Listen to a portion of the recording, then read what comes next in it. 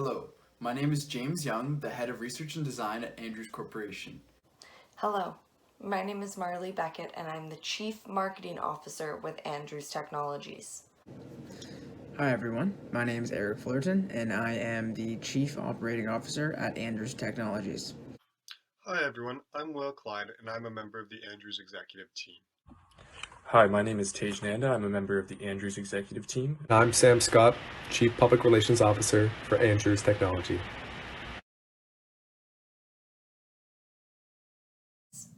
Over the past 8 years, myself and a team of financially savvy individuals have grown Andrews Technologies to be a key competitor in the Capsim technologies and sensor industry.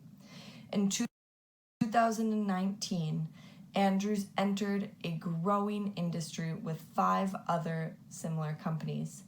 This industry boasted tremendous growth opportunities.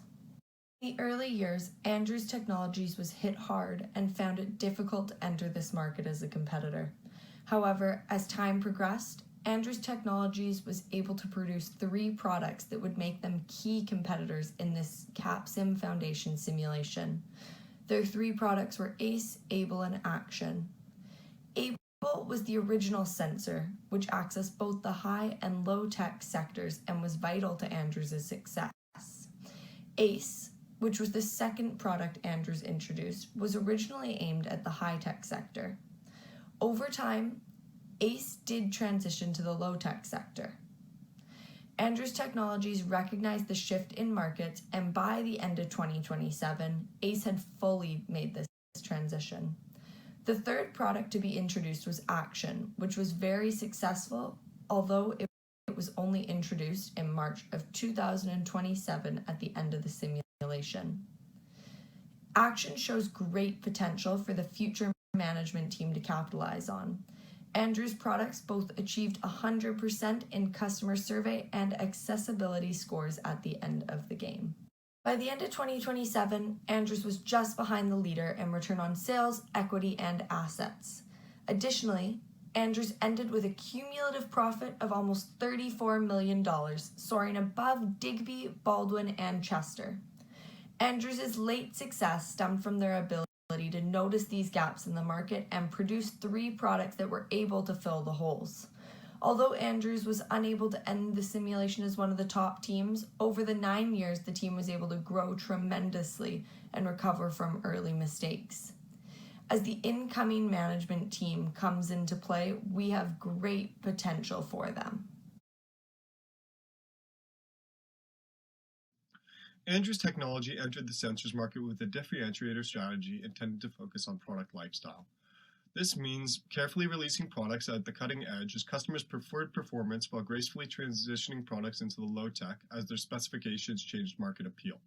Capital saved on not refurbishing older products would be reinvested into the creation of new industry-leading products. Andrews would then compete in both market sectors, offering high-quality products at above-average prices tailored to customers' changing demands. Andrews set goals to grow our market share to achieve 30% market share in the high-tech sector by the end of 2027. To maintain solvency, Andrews wished to have a AAA bond rating after 8 years and an ROE in excess of 20%, and a total market share in the top 50% of the industry. The first 2 years of operations were spent investing in a new product, ACE, which was financed with a long-term loan. It was intended to grow capacity as more revenue streams grew. To maintain solvency, the company financed through equity rather than further loans. This mismanagement led to minimal capital investing with low current assets and plant expansion well beneath our industry competitors. Heading into the third round of operations, our company had the second lowest total assets, which was 18% below the industry average. Andrews reacted with short-term goals of maintaining solvency at the cost of long-term growth. Further financing was created through issuing of long-term bonds after seeing some initial profits. Capacity was increased for both products, but poor price undercutting created the worst industry-wide contribution margins. This meant that for several rounds we were successfully giving customers incredibly performing products at razor-thin margins, limiting our potential profit. This error largely stemmed from our poor sales forecasting, as we underestimated demand for our 2 products and vastly underproduced our plant production potential. After raising prices of Able, our low-tech product, in year 4, we evaluated our market position with respect to our competitors. While trying to stabilize our margins and turn a profit, the high-tech market had become saturated by Erie and Ferris Corporation. Although ACE had comparable performance characteristics, we lacked the capacity to compete here. These two companies controlled 65% of the market with their 4 products. We maintained our ethos, delivering our customers high-quality products, but once more suffered from poor margins. Hey, incoming Andrews Corporation. So for the next couple of minutes, I'm going to be kind of going over some of the lessons that we learned throughout the Capsim simulation, and hopefully after I'm done this, you guys can actually avoid making the same mistakes that we did initially. So, there were a few key lessons that we learned throughout the process of playing Capsim. It's really important that you actually forecast your decisions for 2 weeks ahead when you're actually making your weekly decisions and thinking that how is that going to affect your company in 2 weeks' time in the simulation. So this is something that we began to do after the first few weeks of decisions. So forecasting accurately is extremely important. Through consistent investment, we saw drops in cost and an increase in production. Initially, our price was too low.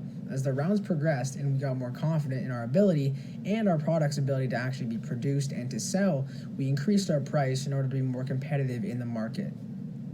Lastly, we learned that we should have had more airtight management strategies and kind of more delegation throughout the actual simulation. So instead of having constant delegation, what we did was every component of Capsim was worked on by every single person in the group. So to increase the efficiency of the incoming management team, what you guys are going to be doing or should be doing is to increase your efficiency and understanding of the Capsim simulation. It would be beneficial for you guys to actually have assigned parts of your business for each person. So for example, having just one teammate on R&D and then having maybe 2 people on the finance is kind of a bigger section of the actual simulation process. So this delegation will actually help you guys kind of have a more thorough understanding and allow for every single component to be more thoroughly analyzed throughout the process, instead of just having kind of every single person work on everything and have a rough understanding of every component. A few components can be really well and thoroughly understood by a few individuals to actually increase your efficiency throughout the simulation and throughout your weekly decision process. After taking into consideration many different factors, we've compiled 3 separate recommendations for you, the incoming management team, to implement as you see fit.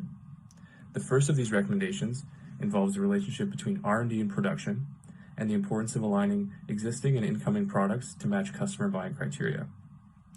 It's important to remember that R&D and production are closely related and that both areas depend heavily on customer buying criteria.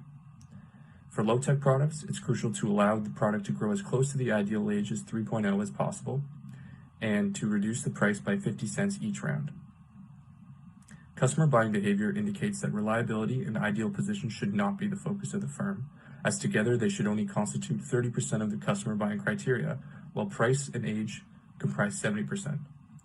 For the high-tech segment, the ideal position and age make up 62% of the buying criteria, while price and reliability account for 25 and 13% respectively. This entails that high-tech products should be continuously updated until age is older than competitors' products, because once the age has increased, the product is no longer able to compete in the segment and will drift into low-tech. It's invaluable for you, the incoming management team, to understand the different properties of the high and low-tech segments in order to ensure profitability even in tough times. One of the key properties is automation, which has a robust effect on fixed labor costs. It's recommended that high-tech product automation should be kept between 3 and 4 due to the increased amount of time for revisions, which will affect both how long a revised product will have time to be sold on the market and the age of the product when it is introduced. On the other hand, customer buying criteria for low-tech products requires low cost, which would entail high automation to reduce labor costs. Additionally, maintaining a contribution margin of above 30% will allow you to secure profitability even in worst-case scenarios. Some other recommendations that we can give to the incoming squad is that we need to focus on the utilization of a larger sales advertisement budget in order to decrease the retaining of unsold inventory. In addition to an increased budget, the incoming management team should introduce a new high-tech product as soon as possible in order to keep up with our competitors' growing product line. New products will maintain their age better than Andrew's current production line and offer new sources of revenue to reinvest in automation and plant production. Lastly, we would like to see less investment into TQM, as Andrews will only see diminishing returns if we invest here. If all these steps are followed well, we believe that during the next few rounds of production, Andrews can retake its place as a major market shareholder, especially with it only currently producing half as many products as the leading team, Erie, and still managing to maintain a strong third-place sales record. If all of these steps can be followed correctly, then we as a team believe that the incoming management team will have extremely successful time in the market for years to come.